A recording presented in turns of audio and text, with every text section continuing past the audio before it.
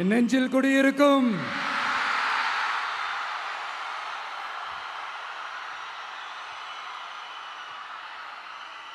தமிழக மக்கள் உங்கள் அனைவருக்கும் என்னுடைய வணக்கமும் என்னுடைய நன்றிகளும்.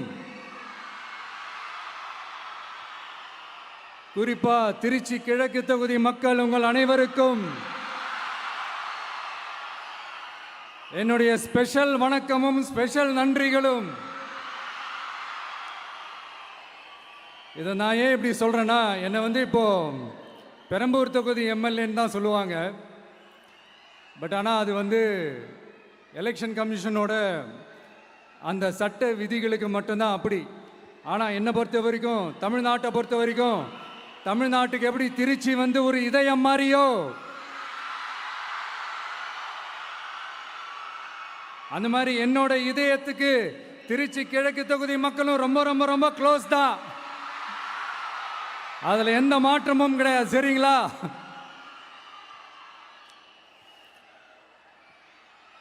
ஆட்சிக்கு சில வாரங்கள் கூட ஆகலை. 6 மாதம் அமைதியாக இருப்போம்னு சொன்னவங்களாம் 6 நாள் கூட அமைதியாக இருக்க முடியல. ஆட்சிக்கு 1/2 மணி நேரத்திலே ஆரம்பிச்சிட்டாங்க. பாவம், ஒரு கல்யாண வீட்டிலலாம் போய் புலம்பிட்டு இருக்காங்க. நான் சொன்னதெல்லாம் நடக்குதா? 1 by 1 எல்லா புலம்பல்ஸும். அது மாதிரி இத்தனை வருஷமா மாற்றி மாற்றி உங்களை ஏமாத்திக்கிட்டு இருந்த இந்த 2 பேரையும் வேண்டாம்னு சொல்லி ஒதுக்கிட்டு உங்களுக்காக உண்மையா உழைக்க வந்த உங்க விஜய, உங்க அண்ணனை, உங்க தம்பிய முதல் அமைச்சரா இல்ல முதல் சேவகனா ஆக்கியிருக்கிறீங்க. தலை வணங்கி ஒட்டுமொத்த தமிழக மக்களுக்கும் இந்த நேரத்தில் என்னுடைய நன்றியை தெரிவிச்சுக்கிறேன். இந்த நேரத்தில் எங்களுக்கு ஆதரவு தெரிவித்த அத்தனை இயக்கங்களுக்கும், அத்தனை இயக்கத்தின் தலைவர்களுக்கும் மீண்டும் என்னுடைய நன்றியை தெரிவிச்சுக்கிறேன்.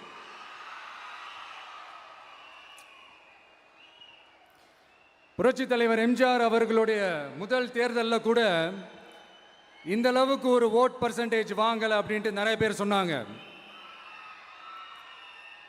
ஆனால் நீங்கள் டிவி கேட்க அவ்வளோ நீங்கள் ஆதரிச்சிருக்கிறீங்க. நான் எம்ஜிஆர் அவர்களோடலாம் நான் கம்பேர் பண்ணல. எம்ஜிஆர் தான். ஆனால் நாம பெரியார், அண்ணா, எம்ஜிஆர் அவர்கள் வழியில் ஒரு அன்பா உழைக்க வந்த உங்க விஜய், அவ்வளவுதான்.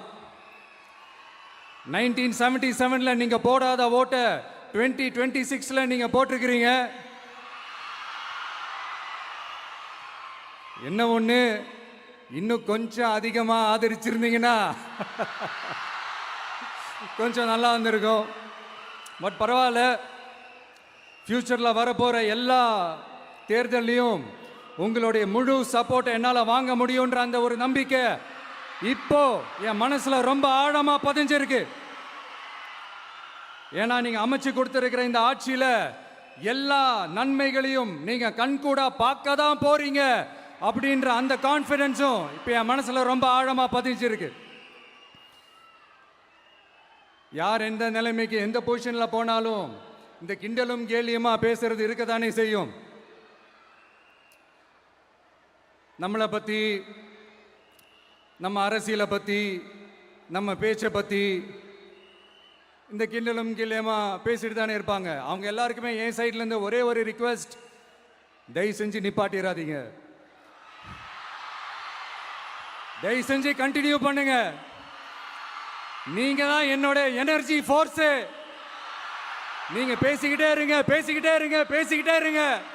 நான் மக்களுக்கு தேவையான நல்லதை செஞ்சுக்கிட்டே இருப்பேன்.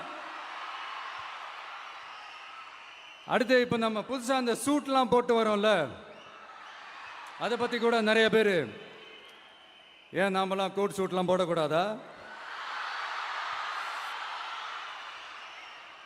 அதிகாரம் செய்யறவங்களும் ஆதிக்க சக்திகளும் மட்டும்தான் கோட் சூட்லாம் போடணுமா என்ன?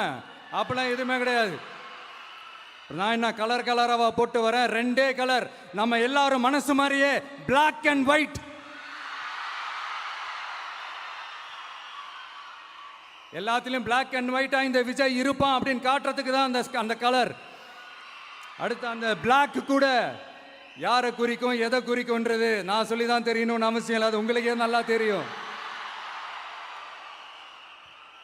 எல்லாத்துக்கும் இப்படி வழக்கம் சொல்லிக்கிட்டு நசன் பேசுகிற டைப்பும் நம்ம கிடையாது. உங்களுக்கே தெரியும், அதிகபட்சமாக எல்லா மீட்டிங்களும் 20 நிமிஷம்குள்ளே தான் நான் பேசியிருக்கிறேன். அதனால் இப்போ மக்கள் என்கிட்ட என்ன சொல்கிறாங்க அப்படின்னா, இந்தப்பா விஜய், நீ எங்களுக்காக உழைக்கிறதுக்காக வந்திருக்கிற, அந்த வேலையை மட்டும் பாரு, உன்னை பற்றி பேசுகிறவங்கள நாங்கள் பார்த்துக்கிறோம் அப்படின்னு சொல்லிட்டாங்க. சரி, ஆனது ஆச்சு.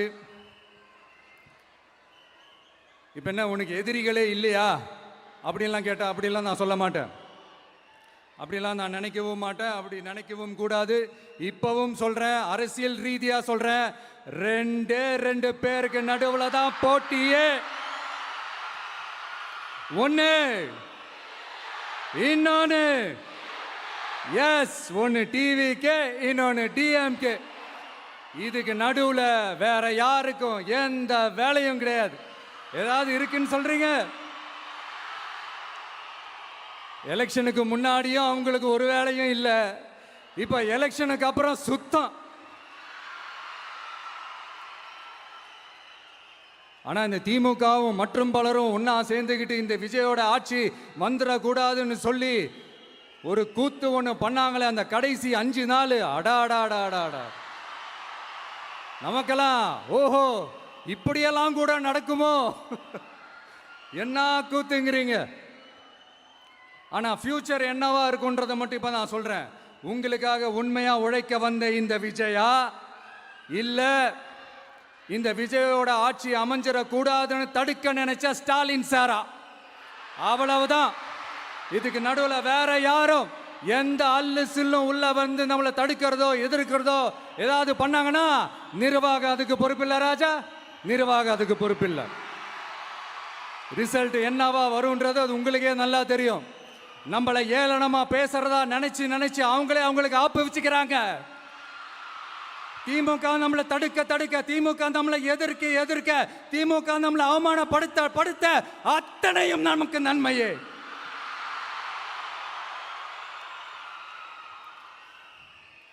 ஒன்று கவனிச்சிங்களா மக்களே, நம்ம ஆட்சிக்கு வந்ததுக்கு அப்புறம் ஒரு விஷயம் ஒன்று நடந்துகிட்டு இருக்கு.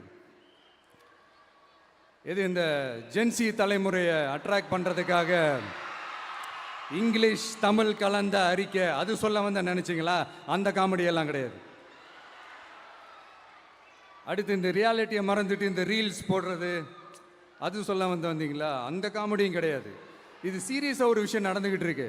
முன்னெல்லாம் சட்டசபையில் யார் பேசுனா நமக்கு என்ன, யார் அடிச்சுக்கிட்டா நமக்கு என்னன்னு இருந்த கூட்டம்லாம் இப்போ சட்டசபையில் என்ன நடக்குது, என்ன பேசிக்கிறாங்கன்றது ரொம்ப உன்னிப்பாக கவனிக்கிறாங்க. கவனிச்சிங்களா? திமுக ஸ்டைல்லே சொல்லணும்னா ரீல்ஸ் போட்ட கூட்டம்லாம் இப்போ நியூஸ் பார்த்துக்கிட்டு இருக்கிறாங்க. அதில் நமக்கு சந்தோஷம் தான், பெருமை தான். நம்மளுடைய யங்ஸ்டர்ஸ், நம்ம பெண்கள் எல்லாம் அந்த அரசியல் என்னன்னு தெரிஞ்சுக்கணும், அந்த அரசியல் என்னன்னு புரிஞ்சுக்கணும்னு அப்படி ஒரு விழிப்புணர்வு ஏற்பட்டிருக்கு. அதில் எங்களுக்கு சந்தோஷம்தான். இதெல்லாம் யாரால நடந்திருக்கின்றது நான் சொல்லி தான் உங்களுக்கு தெரியணும்னு அவசியம் இல்லை, அது உங்களுக்கே நல்லா தெரியும். இப்படிப்பட்ட நம்ம தெய்வங்களை, இப்படிப்பட்ட நம்ம மக்களை தற்குறின்றது இன்னமும் சொல்லிக்கிட்டு இருக்கிறாங்க. நான் காஞ்சிபுரத்தில் சொன்னதை தான் இங்கே நான் திரும்பவும் ரிப்பீட் பண்ணுறேன். நீங்கள் தற்குறின்னு சொன்னீங்களே, அவங்க தான் உங்களோட அரசியல் வாழ்க்கையே ஒரு கேள்விக்குறி ஆக்கியிருக்கிறாங்க. கேள்விக்குறி ஆக்கிட்டாங்க, இன்னமும் ஆக்க போறாங்க. அன்னைக்கு நான் சொன்னப்போ சிரிச்சவங்களாம் இன்னைக்கு என்ன பண்ண போறாங்களோ. உண்மையை சொன்னாதான் அந்த கூட்டத்துக்கு கசக்குமே. உண்மையிலே நீங்க மக்கள் மனசை புரிஞ்சு வச்சிருந்தீங்கன்னா நீங்க இப்படி மக்களை தப்பாவே பேசியிருக்க மாட்டீங்க. அது என்ன, அப்புறம் அரசியல் புரிதல் இல்லாம மக்கள் நமக்கு ஓட்டு போட்டுட்டாங்களாம். இந்த கவர்ச்சியில மயங்கி மக்கள் நமக்கு ஓட்டு போட்டுட்டாங்களா? நான் என்ன, சரி விடுங்க.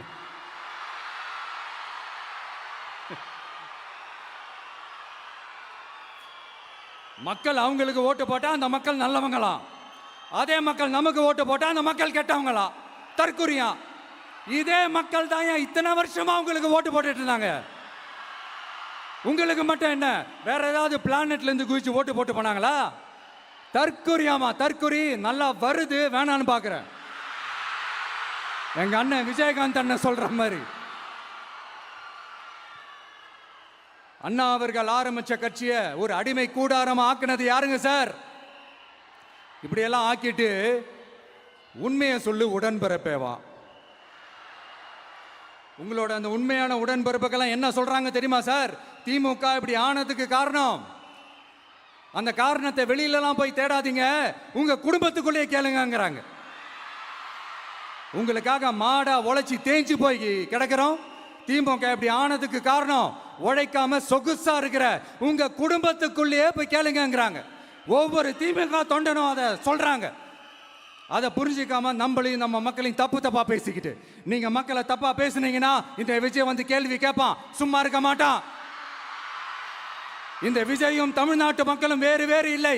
இந்த விஜய் தான் தமிழ்நாட்டு மக்களோட ஒரு உண்மையான ஒரே பிரதிநிதி. இது இன்னைக்கும் சரி, நாளைக்கும் சரி, நாளன்னைக்கும் சரி, இதுதான் நிஜம். மறுபடியும் சொல்றேன், நமக்கும் மக்களுக்கும் இடையே இருக்கிற இந்த பூர்வ ஜென்ம பந்தத்தை, அந்த உறவை ஏதோ இந்த சதிகள் சூழ்ச்சிகள் பண்ணி யாராலையும் எதுவும் கெடுக்கவே முடியாது. கெடுக்க ட்ரை பண்ணீங்க, நம்ம ஆட்சிக்கெல்லாம் வரதுக்கு முன்னாடி என்ன சதிகள், என்ன சூழ்ச்சிகள், என்னென்னலாம் பண்ணி எப்படியெல்லாம் தடுத்துடலான்னு. ஆனால் இப்போ ஆட்சிக்கு வந்த இந்த சாமானிய மக்கள் ஆட்சியை நீங்கள் இந்த எதிர்கட்சியாக இருக்கும் போது ஒன்று யூஸ் பண்ணுவீங்கள்ல, இந்த அறத பழைய டெக்னிக்கு, அதெல்லாம் யூஸ் பண்ணி நம்மளையும் மக்களையும் பிரிச்சிடலாம்னு நினச்சிங்கன்னா அது ஒரு காலம் நடக்காது. மக்கள்லாம் ரொம்ப தெளிவாயிட்டாங்க சார், ரொம்ப தெளிவாயிட்டாங்க. அதனால ஒரு ஆக்கப்பூர்வமான ஒரு எதிர்கட்சியை செயல்பட்டு மக்கள் மனசை வெல்ல பாருங்க.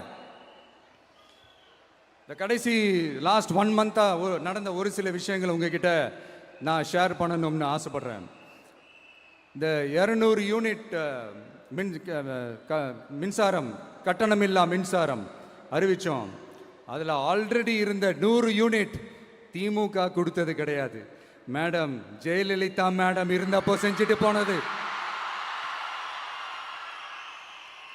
ஸ்டாலின் சார் பதவி போன அந்த கடுப்புல அறிக்கையா விட்டு தள்ளிக்கிட்டு இருக்கிறாரு. என்ன பண்ணீங்க உங்களோட ஆட்சியில? மக்கள் பணத்தை, டாஸ்மாக்ல இருந்து அடிச்ச அந்த பணத்தை, ஊழல் செஞ்ச அந்த ஃபைலை க்ளோஸ் பண்றதுக்கு அலையா அலைஞ்சிங்க. ஆனா இந்த விஜய் மக்களுக்கு தொந்தரவா இருக்கிற அதே டாஸ்மாக க்ளோஸ் பண்ணா. விவசாயிகளோட அந்த கடனை தள்ளுபடி மேக்சிமம் இந்த 1 மந்த்ல என்ன செய்ய முடியுமோ அதை செஞ்சான். நீங்க தான் அந்த நிதி சம்பந்தமா இருக்கிற எல்லா கேட்டையும் லாக் பண்ணி வச்சுட்டு போயிருக்கிறீங்க. அதை சரி செய்ய வேணாமா? அதை ஒழுங்குபடுத்த வேணாமா? அதனால மறுபடியும் சொல்றேன், இந்த விஜய் பொய் சொல்லி ஏமாத்துறதுக்காகலாம் அரசியலுக்கு வரல. உங்க கூடவே நிக்கிறதுக்காக மட்டும்தான் அரசியலுக்கு வந்திருக்கிறேன். அதுல எந்த மாற்று கருத்துமே கிடையாது. கவலையப்படாதீங்க விவசாய பெருமக்களே.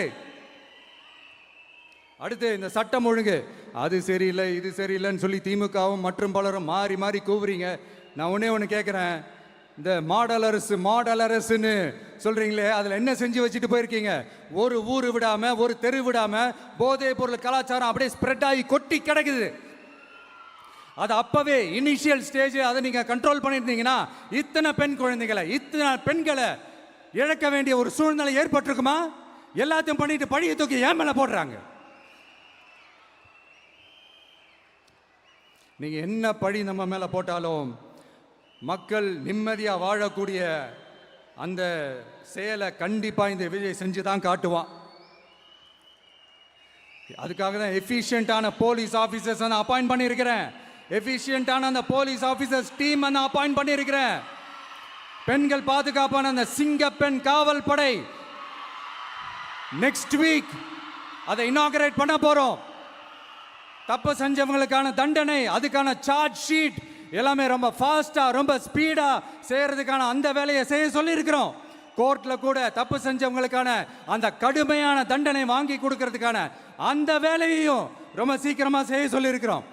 அதனால நீங்க என்ன பழி நம்ம மேல போட்டாலும் உண்மையா உறுதியா மக்களுக்கு தேவையான எல்லா விஷயங்களையும் இந்த விஜய் செஞ்சு தான் காட்டுவான். இப்படியெல்லாம் நம்ம சொல்றதுனால இவங்க என்ன சொல்லுவாங்க தெரியுமா? அவங்க தான் ஆட்சியிலே இல்லையே, அப்புறம் ஏங்க அவங்கள குறை சொல்றீங்க அப்படின்னு கேட்பாங்க. வேரில் வெந்நியை ஊற்றிட்டு போனவங்கள வெளிச்சம் போட்டு காட்டாமல் பின்ன வேற என்ன சொல்லுவாங்க? இதெல்லாம் மக்கள்கிட்ட நம்ம தெளிவாக எடுத்து சொல்லணும் இல்லையா? அதுக்காக தான் இதெல்லாம் சொல்லிட்டு இருக்கிறேன். நம்ம மக்களுக்காக இவ்வளோ வேலை பார்க்குறோம், ஆனால் இவங்க அதையெல்லாம் விட்டுட்டு குதிரை பேரம் பண்ணுறாரு, அது பண்ணுறாரு, இது பண்ணுறாருன்னு சொல்லிட்டு தப்பு தப்பாக கதையெல்லாம் அடித்து விட்டுக்கிட்டு இந்த தீய சக்தியும் தீந்து போன சக்தியும் அதாங்க திமுகவும் மற்றும் பலரும் ஒன்னா சேர்ந்துக்கிட்டு திருட்டுத்தனமா யாருக்கும் தெரியாம ஒரு ஓரமா மூலையில உட்கார்ந்துட்டு பேரம் பேசி கூட்டு சேர்ந்து ஆட்சி அமைச்சு கொள்ளையடிக்க திட்டம் போட்டாங்க. அது ஏன் தெரியுமா? உங்களோட இந்த டிவிக்கு ஆட்சி அமைஞ்சா அவங்க பொழப்பே போயிடும். அந்த கொள்ளையடிக்கிறது, லஞ்சம், ஊழல் எல்லாமே கத்தம் கத்தம். அதான் இந்த காரணம். அடுத்து ஸ்டாலின் சார், திமுக வந்து இப்போ தீய சக்தி மட்டும் இல்ல, மக்களை விட்டு ரொம்ப தூரமா போன தூர சக்தி, ஓர சக்தி, கோர சக்தி, பார சக்தி. நீங்க எப்போ இந்த தீந்து போன சக்தியோட நீங்க கூட்டு சேர்ந்துக்கிட்டு ஆட்சி அமைக்கணும்னு நினைச்சீங்களோ, அப்பவே இந்த திமுக தூர்ந்து போன சக்தியாகவும் ஆயிடுச்சு. நீங்களாம் நம்மளை பத்தி அவதூறு பேசலாமா சார்? இது நியாயமா?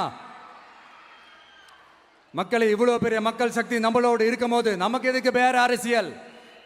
எலெக்ஷன்ல 50-60 வருஷமா இருந்த சாதிய உடைச்சிருக்கிறோம், மதத்தை உடைச்சிருக்கிறோம், காசு கொடுத்து ஓட்டு வாங்கறத உடைச்சிருக்கிறோம். நாம எது செஞ்சாலும் கான்ஸ்டிடியூஷன்ல தான் செய்வோம். நாம சிங்கிள் மெஜாரிட்டி வாங்கி இருந்தாலும் நம்மளை நம்பி முறையா கூட்டணியில கட்சியில ஆதரிக்க வர்றவங்களை அரவணைச்சு தான் இருப்போம். நான் இப்பவும் மீண்டும் டிக்ளேர் பண்றேன், டிவிகே ஆட்சி எந்த பாகுபாடும் இல்லாம எல்லாருக்குமான ஒரு ஆட்சியா தான் இருக்கும். அதுல எந்த மாற்றமும் கிடையாது. ஸ்டாலின் சார் மாதிரி ஊசலாட்டம் இருக்கவே இருக்காது. மதச்சார்பற்ற கொள்கையில சமரசமே இல்லை. மாநில உரிமைகளை விட்டு கொடுக்கவே மாட்டோம். நதி நீர் உரிமைகளை விட்டு கொடுக்கவே மாட்டோம். சமூக நீதி, சம நீதிய, சமத்துவ நீதிய ஒரு நாளும் விட்டு கொடுக்கவே மாட்டோம். அதனால திருச்சி கிழக்கு தொகுதி மக்களே, தமிழ்நாட்டில் இருக்கிற 234 தொகுதியும் நம்ம தொகுதி தான்.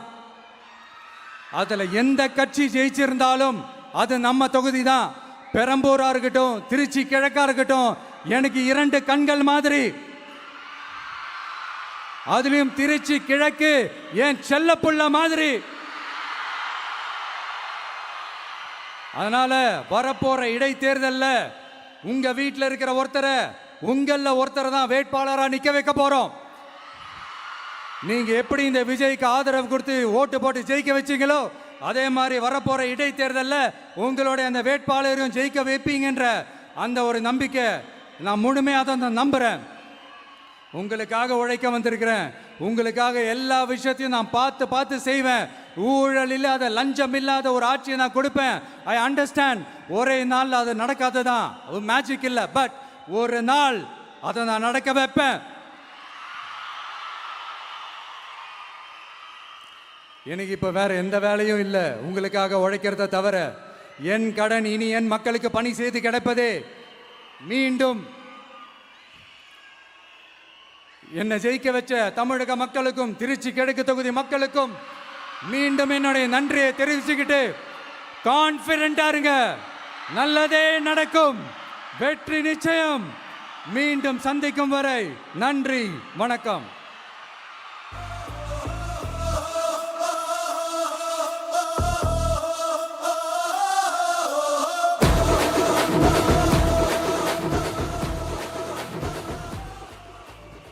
பணநாயகத்தை உடைத்த எங்கள் ஜனநாயகம் தமிழ்நாடு புது வரலாற்றை உருவாக்கிய மாண்புமிகு முதலமைச்சர் அவர்களுக்கு பரிசு வழங்கி சிறப்பு செய்வதற்காக மூத்த அரசியல் தலைவர் மதிப்பிற்குரிய திரு வெல்லமண்டி நடராஜன் அவர்களை அரங்கம் நிறைந்த கரவொலியோடு அன்போடு அழைக்கிறோம்.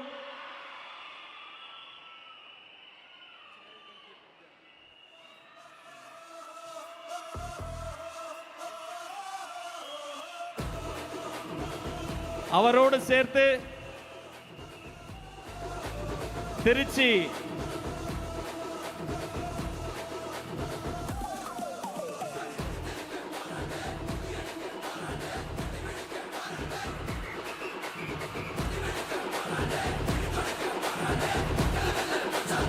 வெற்றி தலைவர் அவர்களுக்கு செங்கோலை பரிசாக வழங்குகிறார் அண்ணன் அவர்கள்.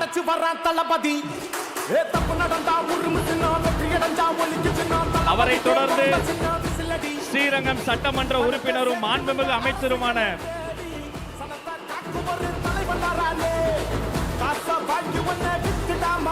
அன்பு சகோதரர் திரு ரமேஷ் அவர்கள்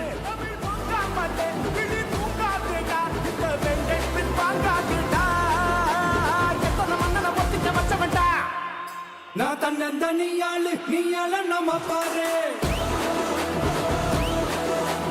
கொஞ்சம் நவுந்தேன்னா இங்க 8 கோடி பேரு. மலைக்கோட்டை மாநகரும் ஸ்ரீரங்கத்து கோபுரமும் ஒன்றாக காட்சி தரும் அந்த ஓவியத்தை பரிசாக வழங்குகிறார்.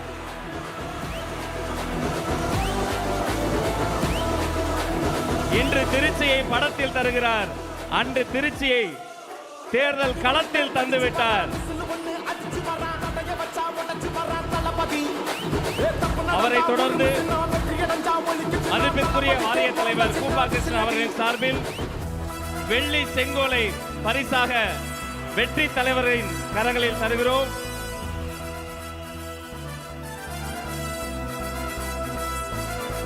நம்மிடமிருந்து விடைபெறுகிறார் மாண்புமிகு தமிழ்நாடு முதலமைச்சர் அண்ணன் C. Joseph Vijay. Thank you so much sir. நன்றி.